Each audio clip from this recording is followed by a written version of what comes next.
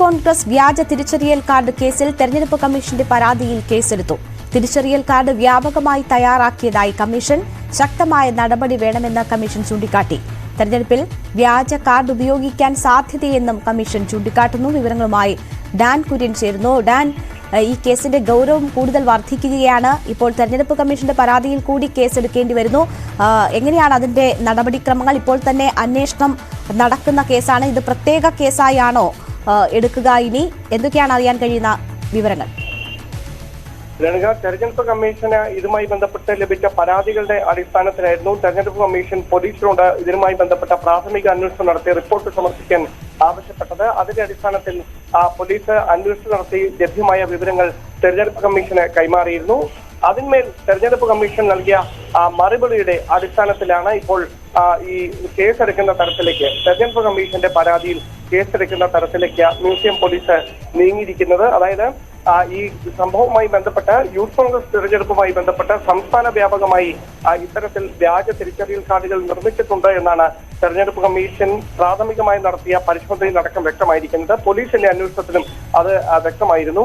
അതുകൂടി കണക്കിലെടുത്തുകൊണ്ട് സംസ്ഥാന വ്യാപകമായി ഇതുമായി ബന്ധപ്പെട്ട അന്വേഷണം നടത്താനുള്ള നിർദ്ദേശം തന്നെയാണ് നൽകിയിരിക്കുന്നത്. എന്തായാലും ഈ കേസുമായി ബന്ധപ്പെട്ട് മുൻപ് ആരോപണ വിധേയനായ രാഹുൽ മാങ്കൂട്ടത്തിനെ അടക്കം ചോദ്യം ചെയ്യുന്ന സാഹചര്യം ഉണ്ടായിരുന്നെങ്കിലും മറ്റ് നടപടികളിലേക്കൊന്നും കടക്കാത്ത ഒരു നടപടി, അത് തെരഞ്ഞെടുപ്പ് കമ്മീഷന്റെ ഭാഗത്തു നിന്ന് കൃത്യമായ ഒരു ഇടപെടൽ, അത് ഏതു തരത്തിൽ അന്വേഷണവുമായി മുമ്പോട്ട് പോകണമെന്ന നിർദ്ദേശം പോലീസിന് ലഭ്യമായതിനു ശേഷം മാത്രം അന്വേഷണം തുടർന്നാൽ മതി എന്ന ഒരു കൃത്യമായ തീരുമാനത്തിലായിരുന്നു പോലീസ്. എന്തായാലും ഇപ്പോൾ തെരഞ്ഞെടുപ്പ് കമ്മീഷന്റെ പരാതിയിന്മേൽ കേസെടുത്തുകൊണ്ട് മ്യൂസിയം പോലീസ് ഇതുമായി ബന്ധപ്പെട്ട തുടരന്വേഷണം നടത്തുകയാണ്. ഇനി ശ്രദ്ധേയമായിട്ടുള്ള കാര്യം, നിലവിൽ ഈ കേസുമായി ബന്ധപ്പെട്ട് അറസ്റ്റിലായ 5 പേർ, ആ 5 പേരിൽ ആരെങ്കിലും രാഹുൽ മാങ്കൂട്ടത്തിനെതിരെ പരാതി നൽകാൻ തയ്യാറാകുമോ എന്ന കാര്യമാണ് ഇനി ഇതിൽ ഏറ്റവും പ്രസക്തമായിട്ടുള്ളതും. ഡാൻ, ഇപ്പോൾ ഈ കേസിന്റെ അന്വേഷണം ഏത് തരത്തിലാകും എന്നതാണ് മനസ്സിലാകുന്നത്. ഈ രൂപത്തിൽ തിരിച്ചറിയൽ കാർഡ് മറ്റെന്തെങ്കിലും ആവശ്യങ്ങൾക്ക് കൂടുതലായി നിർമ്മിച്ചിട്ടുണ്ടോ? തെരഞ്ഞെടുപ്പ് അട്ടിമറിക്കാനുള്ള സാധ്യതകൾ ഉണ്ടോ? അത്തരം നീക്കങ്ങളുണ്ടോ എന്ന തരത്തിലുള്ള അന്വേഷണമായിരിക്കുമോ തെരഞ്ഞെടുപ്പ് കമ്മീഷന്റെ പരാതിയിൽ നടക്കുക?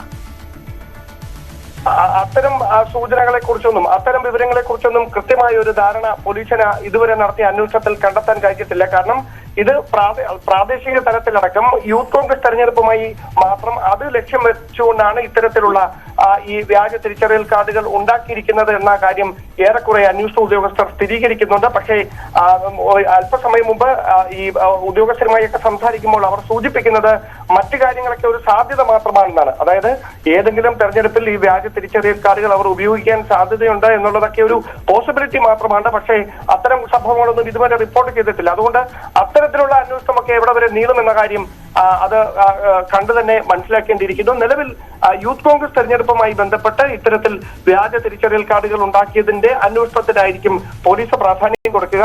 ഇതിൽ ഏറ്റവും പ്രധാനപ്പെട്ട ഒരു കാര്യം, ഈ 5 പേര്, അറസ്റ്റിലായ 5 പേർ ആർക്ക് വേണ്ടിയിട്ടാണ് ഇത് ചെയ്തതെന്ന കാര്യം പോലീസിന് അവിടെ കൃത്യമായി സമ്മതിച്ചിട്ടില്ല എന്നതാണ്. അതായത് ഇത് എ ഗ്രൂപ്പിന്റെ നേതാക്കൾക്ക് വേണ്ടിയിട്ടാണ് ചെയ്തതെന്ന തരത്തിലുള്ള വിവരങ്ങളായിരുന്നു FIR-ലടക്കം പോലീസ് പരാമർശിച്ചിരുന്നത്. റിമാൻഡ് റിപ്പോർട്ടിലടക്കം ഇക്കാര്യങ്ങൾ വ്യക്തമാക്കുകയും ചെയ്തിരുന്നു. പക്ഷേ കോടതിയിൽ നിന്ന് വലിയ വിമർശനം പോലീസിന് നേരിടേണ്ടി വന്നത് ഇത് രാജ്യസുരക്ഷയെ ബാധിക്കുന്ന തരത്തിലുള്ള കാര്യങ്ങളാണെന്ന് FIR-ലടക്കം റിമാൻഡ് റിപ്പോർട്ടിലടക്കം പരാമർശിക്കുമ്പോൾ ഇതുമായി ബന്ധപ്പെട്ട വകുപ്പുകൾ കേസിൽ ചുമത്താതിരുന്നത് എന്തുകൊണ്ടാണ് എന്ന വിമർശനമായിരുന്നു കോടതി പോലീസിനോട് ഉന്നയിച്ചത്. അതിന് ഉത്തരം കൊടുക്കാൻ പോലീസിന് കഴിയാതെ പോകുന്ന ഒരു സാഹചര്യമുണ്ടായി. അതുകൊണ്ട് തന്നെ ഈ കേസുമായി ബന്ധപ്പെട്ട് ഏതെങ്കിലും മുതിർന്ന നേതാക്കളുടെ നിർദ്ദേശത്തെ തുടർന്നാണ് തങ്ങൾ ഇത് ചെയ്തത് എന്ന കാര്യം ഇപ്പോൾ ഈ പ്രതിപട്ടികയിൽ ഉൾപ്പെട്ടവർ പോലീസിനോട് സമ്മതിക്കാത്ത പക്ഷം കേസുമായി ബന്ധപ്പെട്ട അന്വേഷണം മുമ്പോട്ട് പോകുന്നതിൽ വലിയ വെല്ലുവിളി നേരിടേണ്ടി വരുമെന്നാണ് മനസ്സിലാക്കാൻ കഴിയുന്നത്.